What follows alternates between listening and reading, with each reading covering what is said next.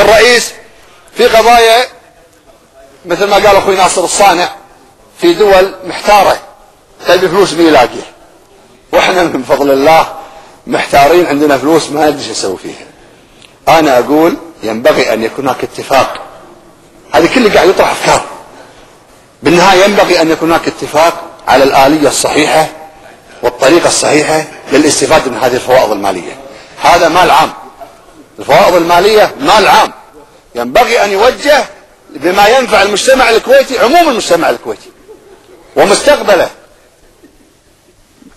عندنا التعليم، ينبغي أن يرتفع مستوى التعليم، لأنه مهم التعليم، الصحة، الإسكان، البنى التحتية، الخدمات، مستوى المعيشة، المحافظة على مستوى المعيشة المواطن الكويتي، فرص العمل، الشباب الكويتي متزايدين الله يبارك فيهم، واستيعاب الدولة قليل، وما لم يتم إيجاد فرص عمل ودعم القطاع الخاص وتشجيعه على استيعاب العمالة الوطنية راح تكون هناك أزمة بطالة متنامية.